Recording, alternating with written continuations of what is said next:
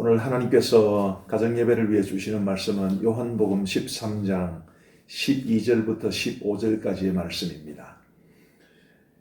그들의 발을 씻으신 후에 옷을 입으시고 다시 앉아 그들에게 이르시되 내가 너희에게 행한 것을 너희가 아느냐? 너희가 나를 선생이라 또는 주라 하니 너희 말이 옳도다. 내가 그러하다.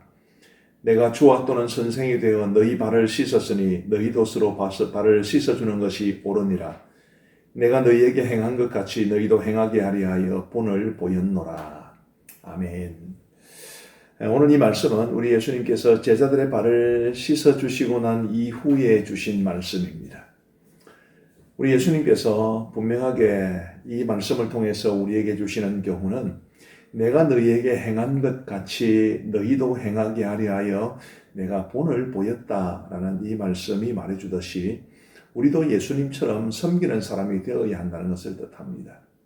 자, 이 말씀의 의미를 좀 더 분명하게 이해하기 위해서 예수님께서 발을 씻어주신 것의 의미를 한번 생각해 보시면 좋겠습니다. 우리 예수님께서 이제 최후의 만찬 석상에서 제자들의 발을 씻어주셨습니다. 유대 사회에서 다른 사람의 발을 씻어준다는 것은 대단히 천한 일로 여겨졌습니다. 이제 손님이 오시면 당연히 발을 씻어 드려야 했죠. 왜냐하면 유대 사회에서는 우리 예수님 당시에 샌들을 다들 신고 다녔기 때문에 이 먼지에 발이 더럽혀졌습니다. 더군다나 그 당시에 대부분의 가정들은 화장실이 별도로 없었기 때문에 주로 이제 노상방뇨를 하고 했죠. 그래서 이렇게 이 먼지가 날아다니고 또 바람이 불면 일어나게 되는 이런 먼지들이 다 이제 오존 먼지 이렇게 표현할 수 있을 것 같습니다. 좀 지저분한 말이기는 하지만 그러니까 이 샌들을 신고 다니면서 그런 먼지들이 붙으니까 사람의 신체 부위 가운데 가장 천하고 더러운 것을 발로 여겼고 그래서 손님이 오시면 제일 먼저 해야 되는 일이 바로 발을 씻어주거나 아니면 최소한 발 씻을 물이라도 제공해 주어야 했습니다. 거꾸로 말하면 손님의 발을 씻어주는 것은 그만큼 천한 일로 여겨졌습니다.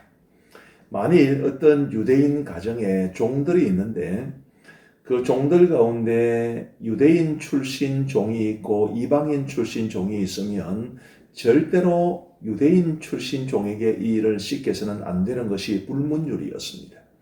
그만큼 이 발을 씻어준다는 것은 대단히 천한 일로 여겨졌습니다.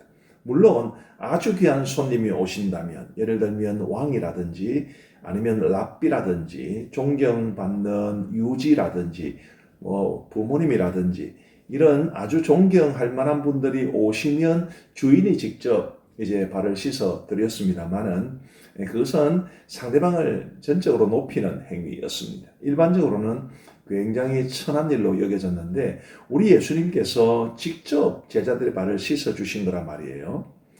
다른 제자들은 어리둥절 하다가 예수님께서 이제 발을 씻어 주시는 것을 경험해야 했지만 베드로는 말했죠. 아유, 제 발은 절대로 못 씻기십니다. 사실은 베드로처럼 원래 그렇게 해야 됩니다. 스승이 제자의 발을 씻어 주는 것은 그 당시에는 있을 수 없는 일이었습니다. 그만큼 천한 일이었는데 우리 예수님은 그 일을 행하신 이후에 제자들에게 말씀을 하시기를 너희들도 나처럼 해야 된다. 내가 너희들의 발을 씻어준 것처럼 너희도 서로 발을 씻어주는 것이 옳다. 그렇게 말씀하신 것이죠. 그러니 우리는 우리 예수님께서 보여주신 모범을 따라서 또 직접 말씀해 주신 것을 따라서 섬기는 사람이 되어야만 합니다. 우리가 이 섬긴다라고 할 때에 가정에서도 실천할 수 있고요. 또 교회에서도 또 우리 주일학교 부서나 교회 각종 기관에서도 또 혹은 목장에서도 이 섬기는 것을 실천할 수 있습니다. 우리는 가장 겸손한 자세로 내가 남에게 대접을 받으려 하기보다는 대접하고 섬기는 사람이 되어야 하는데 이것이 머릿속에서 생각만으로 이루어지는 것이 아니라 실제로 나타나야 합니다.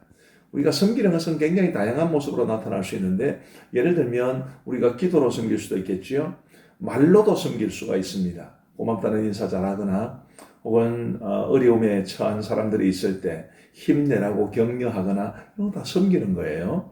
물론 이제 우리가 손으로도 발로도 또 돈을 사용해서라도 섬길 수 있습니다. 중요한 것은 방법적인 측면이라기보다는 우리의 마음이 섬기는 마음이 되어야 되고, 우리보다 앞서가신 우리 주님, 우리의 스승이시자 우리의 구주이신 예수님이 직접 섬기는 모범을 보이셨기 때문에 우리도 주님을 섬기는 사람이 되어야만 하는 것입니다. 학생들이 공부를 왜 하나요? 예수님을 안 믿는 학생들 같은 경우에는 세상에서 성공하려고 공부할 겁니다. 그러나 우리 그리스도인들은 세상에서의 성공이 목적이 아니라 세상에서 잘 되어서 그래서 사람들을 섬김으로써 주님을 섬기는 데까지 나아가는 것이 우리 그리스도인들이 공부를 해야 하는 목적입니다. 돈을 버는 목적, 일을 하는 목적, 교회를 다니는 목적 다 마찬가지입니다. 우리의 가장 근본적인 삶의 태도가 섬기는 자세가 되어야 되고 섬기는 태도가 되어야 한다는 것을 잊지 마시기를 바랍니다. 가정에서도 마찬가지겠죠. 가정에서도 서로가 서로를 섬겨야 됩니다. 남편이 아내를 섬기고 아내가 남편을 섬기고 부모가 자녀를 섬기고 자녀가 부모를 섬기고, 이런 섬기는 마음으로 서로에 대해서 고마운 마음을 가지고 낮아지고 도와주고 말로 격려하고 이런 섬기는 삶을 살아간다면 우리 가정은 더욱더 주님이 기뻐하시는 가정이 될 줄로 믿습니다. 가정에서도 가정 밖에서도 교회에서도 교회 밖에서도 우리는 언제나 섬기는 삶을 살아감으로써 예수님의 발자취를 따라갈 수 있게 되기를 간절히 바랍니다. 기도하겠습니다. 하나님 아버지 감사합니다. 오늘 가정 예배를 드릴 수 있도록 도와주셔서 감사합니다. 우리 예수님께서 친히 모범을 보여주시고 그리고 직접 말씀해 주셨듯이 우리 가족 모두가 섬기는 사람이 될 수 있도록 인도하여 주옵소서. 섬김의 길을 걸어가신 우리 주님, 십자가를 지심으로써 죽기까지 섬겼던 우리 주님의 발자취를 따라 저희들도 섬기는 사람이 되어서 우리 주님 기뻐하시는 사람들 다 될 수 있도록 인도하여 주옵소서. 우리 가정에서도 가족들이 서로 날선 말로 또 상처 주는 말로 우리의 가정의 분위기가 좋지 않은 그런 모습이 되지 않도록 도와주시고 서로 위로하고 격려하고 감사하면서 이 섬기는 마음으로 서로를 대함으로 우리의 가정이 더 행복할 수 있도록 은혜를 베풀어 주옵소서. 감사하오며 예수님 이름으로 기도하옵나이다. 아멘.